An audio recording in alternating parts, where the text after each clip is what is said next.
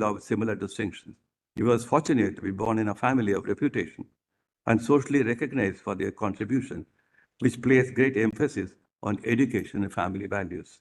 He got married in 1966 and started his own family by having three sons who imbibed the family values, all well settled in India and abroad. Practicing in Mathura did not whet his appetite. He shifted his practice to Allahabad High Court, and which is the most natural choice for a mind like him, looking for lasting contribution. In a very short span, he established himself in the profession. But then destiny took him to another route. He sat for higher judicial service and qualified credibly owing to perseverance in the family. He gave up his lucrative practice and, true to the familial values, joined the higher judicial service as an additional district judge. He served in this capacity in various districts, Etah, Kanpur, Ghaziabad, and again as district judge in Sultanpur, Dehradun, etc. His distinguished service in the higher judiciary rightly earned him his elevation to the Allahabad High Court in 1996. He remained in the Allahabad High Court till his retirement in 2002. He served the High Court with equal amount of judicial contribution, with many title judgments to his credit. On retirement, he began his practice as a senior lawyer in Uttarakhand High Court and soon thereafter shifted to Supreme Court. He continued his practice almost till his demise. I happen to know him personally, and my barroom library interaction showed his acumen in the legal field and also his deep understanding of Indian thought. He was always keen to extend his services to education and legal education in particular. The fine art of work-life balance was maintained by him with ease. Being born and brought up in Mathura, his religious bent of mind informed his ethical roots and conduct that will ensure his family also imbibed this cultural richness. He was an avid sportsman and during his graduation days and did so till his last. And he was a great cricket fan, following all the matches, local and international, both as a critic and a sense of pride. As a great human being, he will be missed by his family, friends, peers, and others. God grant him eternal peace.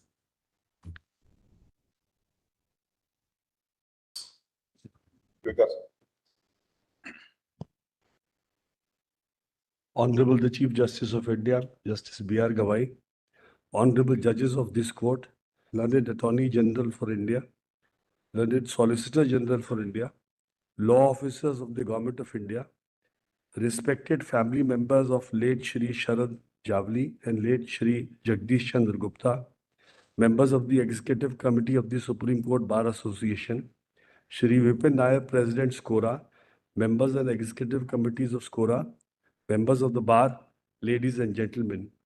From time to time, history bestows upon us individuals whose lives leave an indelible imprint, personalities whose contributions continue to resonate long after their physical presence has departed. Today, we are solemnly assembled to honor the enduring legacy of late Shri Sharat Jawali and late Honorable Justice Jagdish Chandra Gupta, and to pay heartfelt homage to their lives of service, wisdom, and integrity. I am deeply saddened by their passing, for they were cherished members of our legal fraternity, with whom we have shared treasured memories over the years. Late Shri Sharat Jawali was born on 16th of September 1939 in Pune. He hailed from a family deeply rooted in Karnataka's legal and academic fields. His father, late Shri S.C. Jawali, was an eminent senior advocate of the High Court of Karnataka, and his granduncle, Dr. D.C. Pawate, was a Cambridge alumnus, former Vice Chancellor of the Karnataka University and Governor of Punjab. Shri Jawali's early education began in K. Board School in Harvard, followed by Mayo College, Ajmer. He earned his BA from St. Joseph's Convent, Bangalore in 1959 and completed his law degree from the Government Law College, Bangalore in 1961. Enrolled with the Karnataka Bar Council on 20th March 1962, he embarked on a remarkable legal journey that began in the Supreme Court of India on 26th of July 1964, joining the chambers of late Shri S.V. Gupta, the then Solicitor General and later Attorney General for India. Under Gupta's mentorship, Shri Jawali gained exposure to sensitive constitutional matters and honed his skills in the company of legal legends such as Mr. M.C. Satalwad, M.C. Chagla, and Vishwanath Shastri. Designated as a senior advocate by the Supreme Court in 1989, Shri Jawali's legacy is mostly profoundly etched in the annals of interstate water disputes. His tryst with Karnataka's irrigation history began when the then Advocate General of Karnataka, V.S. Malimat, persuaded him to represent the state before the Krishna Water Disputes Tribunal, headed by Justice R.S. Bachawat. Despite the complexity and political overtones of the matter, Shri Jawali committed himself to the cause and his association continued for decades. He was a key member of the legal teams in the Kaveri dispute, in the Almaty Dam dispute, Krishna surplus water, Mahadei, and Kaveri surplus water disputes. Working alongside stalwarts such as Sachin Chaudhary, Fali Narvan, and Alil Diwan, he played a pivotal role in securing Karnataka's equitable share of water to irrigate millions of acres of drought-prone land. Among his peers, he was affectionately called as a Kalaji lawyer, a caring lawyer, whose quiet demeanor belied his strategic brilliance and unwavering commitment to justice. His advice to government officials was often laced with timely wisdom and seriousness. Beyond the courtroom, Shri Javali's contribution to legal education were profound. He maintained a deep connection with Cambridge University for over 30 years and was honored in 2024 as a Fellow of Sydney Sussex College, a rare distinction. In memory of his granduncle, he established the Dr. D.C. Patave Foundation in 1999, which instituted the prestigious Pavate Fellowship in collaboration with Cambridge University and Karnataka University. Over 60 scholars have benefited from this initiative. His commitment to nurturing young legal minds was evident in his 3-decade-long association with the University College of Law, Dharwad, where he instituted the S.C. Jawali Memorial National Moot Court competition in 1997. His efforts brought about Chief Justices of High Court, Supreme Court, and High Court judges and eminent jurists to Dharwad, contributing to the eventual establishment of a High Court bench there. Upon its formation, he generously donated the S.C. Jawali Legal Research Center, which continues to serve the local bar. Shri Jawali also served on the Union Public Service Commission panel for selecting candidates to the Ministry of Law and was associated with the Rajasthan and Kashmir Public Service Commissions for judicial appointments. He appeared before the Supreme Court in the Belgavi border dispute between Karnataka and Maharashtra and served as counsel for the Jain Commission investigating the assassination of former Prime Minister Shri Rajiv Gandhi. In December 2024, he was felicitated by the Supreme Court Bar Association for completing 60 years of legal practice. He was also honored by the Delhi Karnataka Sangha in 2012 as a distinguished Delhi Karnataka and received the honorary doctorate in law from Karnataka University in 2014. Described by legal luminary Barry Sen in his autobiography as a lawyer with the values of an old-timer, Shri Jawali was known for his Victorian grace, humility, and occasional wit. His style of conversation, though sometimes tinged with sarcasm, was always tempered with grace. He was a mentor to many, including those who sought guidance at the start of their career. His famous quip, everyone wants to catch a fast-moving duck, was a gentle warning to the young lawyers about the challenges of Supreme Court practice without foundational experience. His legacy, as Victor Belfort aptly said, is not what he did for himself, but what he did for the next generation. Shri Jawali left for his heavenly abode on 16th of April 2025 in New Delhi at the age of 85. His life and career spanned over 6 decades of distinguished service to the law, judiciary, and the nation. Though originally from Dharwad, he made Delhi his home for over a century. He survived his wife, Srimati Shalini Jawali. Unfortunately, because she's on wheelchair, she couldn't come today here with us. Daughter Anupma Shankar, a tax consultant based in the US. Son Kirit Jawali, who's present here today, a very qualified barrister and practicing with us in the Supreme Court and at Delhi High Court. Daughter-in-law, Dr. Shweta Jawali, a practicing dentist, and 4 grandchildren. He was a personal friend to me, and his loss is indeed a personal loss for me as well as a loss to the entire bar. His passing marks an era, but his legacy will continue to inspire generations of lawyers, jurists, and personal public servants. May his soul rest in peace. Late Honorable Justice Jagdish Chandra Gupta was born on 27th of August 1940 in Mathura into a family of lawyers. Justice Gupta was nurtured in the environment that placed great emphasis on education, discipline, and family values. He completed his schooling in Mathura, graduated from Allahabad University, and earned his LLB degree in 1961. As the third of the 4 siblings, he was fortunate to grow up in a household that instilled in him a deep respect for learning and tradition. In 1966, he married Mrs. Sushma Gupta, a gracious lady from Agra, and together they built a lovely family with three sons, Pankaj, Samir, and Sukhant, all of whom are well settled in India and abroad, carrying forward the values of humility, service, and excellence that defined their upbringing. Justice Gupta began his legal career practicing in Mathura before shifting to the Allahabad High Court, where he quickly established himself as a promising advocate. However, guided by the advice of a trusted mentor and driven by a sense of duty, he chose to appear for the higher judicial service examination.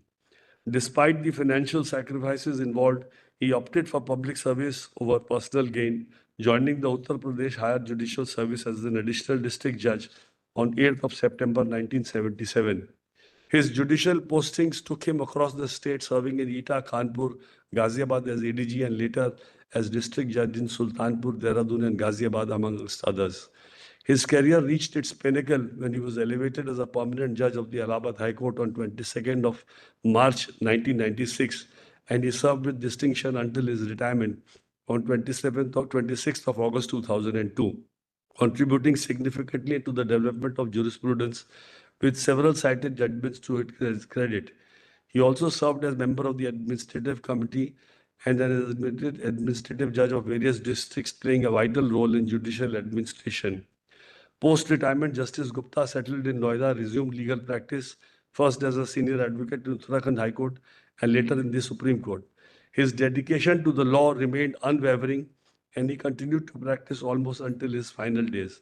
Justice Gupta left for his heavenly abode on 14th of August 2025, leaving behind a legacy of integrity, wisdom, and service, and a vacuum that is hard to fill. Beyond his professional accomplishment, Justice Gupta was a man of profound personal grace. Rooted in the spiritual ethos of Mathura, he maintained a religious and culturally rich household. He exemplified the art of work-life balance, seamlessly integrating his professional responsibilities with personal devotion and family life.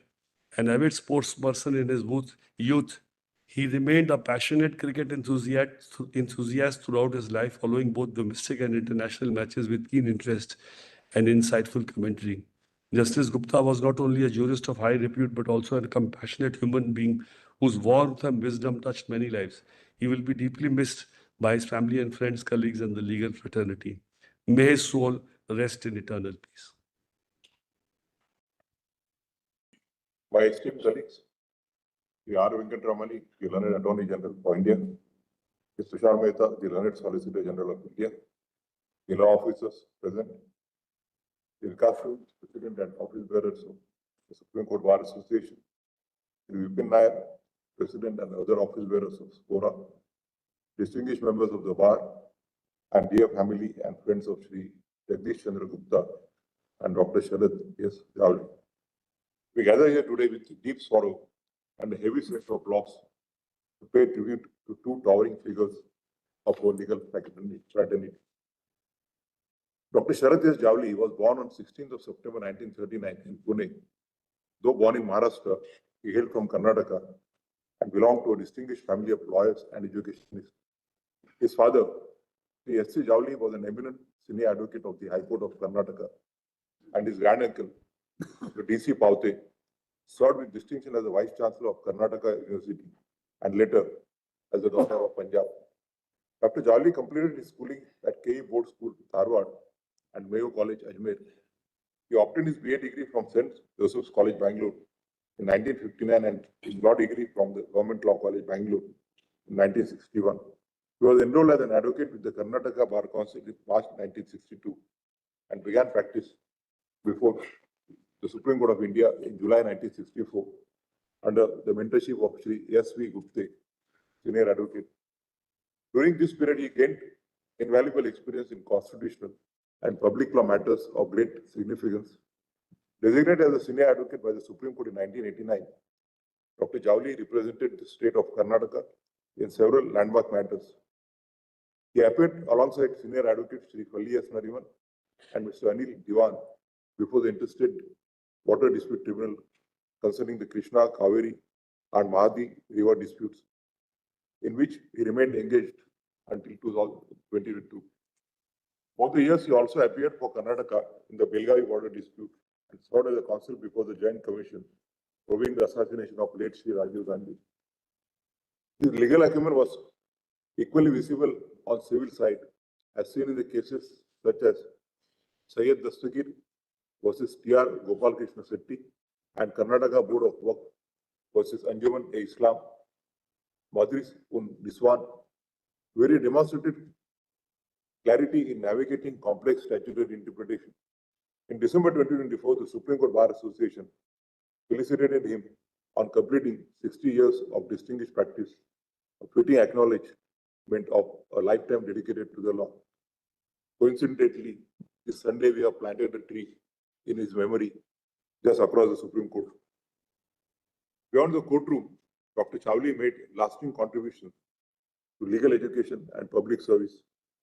He maintained a deep association with the University College of Law, Harvard, and the Karnataka University, where he was instrumental in nurturing future generations of lawyers. Dr. Jawali also served on several important public institutions, including the Indian Public Service Commission and the Public Service Commissions of Rajasthan and Jammu and Kashmir. His contributions extended to educational institutions such as Mayo College, Ajmer, Delhi Kannada High School, and the National Law School of India, University, Bangalore. In 1999, he played an essential role in establishing the Dr. D.C. Poverty Foundation and the prestigious Poverty Fellowship at the University of Cambridge, which has since supported more than 60 Indian fellows. His alma mater, Karnataka University, conferred upon him an honorary doctorate in law in March 2014, recognizing his outstanding contribution to the legal field. In October 2024, he was also conferred the honor of Fellow of Sydney Sussex College, University of Cambridge, a distinction that reflected international recognition of his scholarly and professional stature. In his passing on 16th of April 2025, the bar and the bench both have lost a jurist of rare distinction, a mentor of generosity, and a man of quiet dignity. He is survived by his wife, Srimati Shalini Jawali, his daughter, Miss Anurpapa Shankar, who resides in the United States and is a tax consultant, and his son, Shri Kirit S. Jawali, a barrister and a practicing advocate before the Supreme Court of India. His daughter-in-law, Dr. Shweta K. Jawali, a practicing dentist. He is also surrounded by his four grandchildren. On behalf of this court and the legal fraternity, we extend our deepest condolences to all members of his family. The legal fraternity mourns the loss of Shri Jagdish Chandra Gupta was born on 27th of August 1940 in Mathura. After completing his legal studies at Allahabad University, he obtained his law degree in 1961 and was enrolled as an advocate in December 1962. Commencing practice at the Mathura bar, his intellect, diligence, and integrity soon earned him recognition at the Allahabad High Court. Guided by his mentor and impelled by a deep sense of duty, Gupta entered the higher judicial service in September 1977, leaving behind a flourishing practice of nearly 15 years. His judicial career was marked by distinction and diversity, serving as additional district and session judge, special judge at Kanpur, additional district judge in Itaha and Ghaziabad, and as a district and session judge in Sultanpur and Dehradun, amongst others. On 22nd March 1996, Gupta was elevated to the Allahabad High Court, where he served with distinction until his retirement on 26th of August 2002. During his tenure, he was associated with more than 500 judgments, many of which continue to be cited for their clarity of reasoning and depth of analysis. Amongst his notable judgments was his separate concurring opinion in the full-length decision of Ram Babu Gupta versus State of Uttar Pradesh, where he clarified the scope of magistrates' powers under section 156(3) of the Code of Criminal Procedure. He emphasized the delicate balance between the discretion of the magistrate and the duties of the police, underscoring that investigations must be conducted effectively without compromising judicial oversight. Even after demitting judicial office, Shri Gupta remained deeply engaged with the profession. As a designated senior advocate, he continued to practice before the Uttarakhand High Court and later before the Supreme Court of India, earning enduring respect for his scholarship and experience. Beyond law, The Gupta was a man of faith, simplicity, and warmth. A son of Mathura, his life was deeply rooted in spirituality and guided by moral compass. He believed that integrity in public life must be matched by grace and kindness in personal life. He cherished his family, valued relationships, and carried himself with quiet dignity and humility. Despite the demands of his profession, he always found time for those around him, mentoring younger colleagues, sharing words of encouragement, and offering gentle wisdom. A keen sportsman in his student days and an ardent follower of cricket, he retained a youthful curiosity and an infectious enthusiasm for life that never dimmed with age. In every sense, he exemplified how a life of purpose can also be a life of warmth and joy. In his passing on 14th August 2025, we have lost not merely a jurist of stature, but a gentleman of rare grace and character. We are joined today virtually by his wife, Srimati Sushma Gupta, his son, Mr. Pankaj Gupta, Mr. Samir Gupta, and Mr. Sukant Gupta, and his nephew, Mr. Ajit Gupta. On behalf of this court and the entire legal fraternity, I convey our sincere and very heartfelt condolences to the members of his family and to all those who held him dear. May they find comfort in the knowledge that his life and work have left an enduring mark on the institution he served with such distinction. The legal fraternity mourns the loss of Sri Jagdish Chandra Gupta and Sri Sharat Jawali, jurists whose wisdom, integrity, and humanity leave an indelible mark. Though no longer with us in person, their legacy endures, guiding and inspiring the bar and the judiciary for generations to come. May their souls rest in peace. Though we gather here today to pay our respect to two of the most respected members of this bar, we also take note of a cowardly incident that has taken place at Delhi yesterday. We are all deeply saddened by the tragic loss of life by the car blast that occurred in Delhi on the evening of 10th of November 2025. On behalf of the Supreme Court of India and the entire judicial as well as the legal fraternity of the country, I convey our deepest condolences to the families who have lost their loved ones in this devastating tragedy. Our thoughts and prayers are with all those who are grieving, as well as with those who are injured or otherwise affected. No words can truly ease the pain of such loss, yet we hope that the collective compassion and solidarity of the nation will offer some comfort in this hour of sorrow. In this moment of grief, we stand in solidarity with the bereaved. We affirm our steadfast commitment to uphold the rule of law, ensure justice, and safeguard the dignity of every citizen. May the departed souls rest in eternal peace. May courage and solace reach the bereaved family and all those who mourn this irreparable loss. I request all of you to kindly rise and maintain 2 minutes silence in the memory of Shri Sharat Jawali, Shri Jagdish Chandra Gupta, and the victims of the Delhi bomb blast.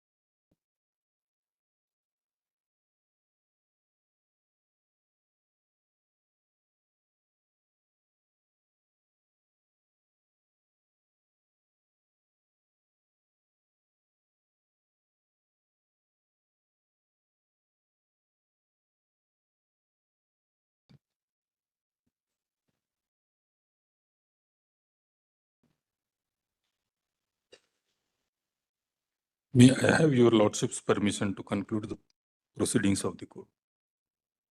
Court will assemble at 11:20.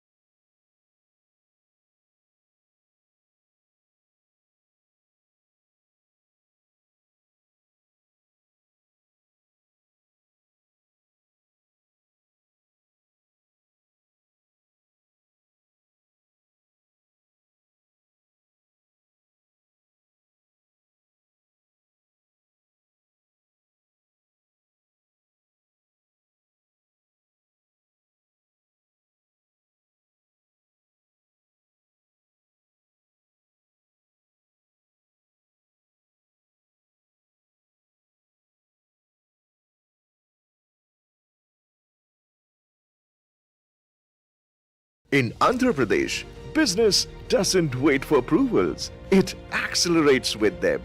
With 100% digital clearances, 24/7 investor facilitation, and transparent pro-business policies, governance here is designed for speed. In just 16 months, the state has attracted 10.7 lakh crore in investments and created over 9 lakh jobs. Trust built on action, growth built on speed. Companies driven by speed choose Andhra Pradesh because here business begins at the speed of commitment. From ease to speed, Andhra leads.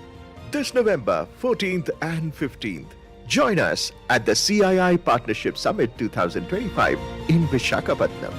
Companies driven by speed choose Andhra Pradesh.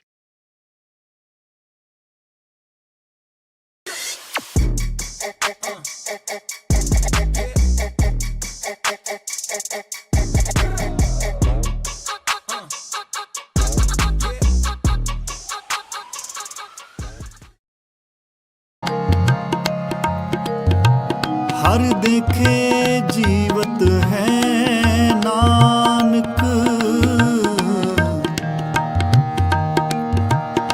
एक निमक पलो मुख लागी, एक निमक पलो मुख लागी। हर देखे जीवत है नानक, एक निमक पलो मुख लागी। हर का पंथ को बतावे, हर का पंथ को बतावे,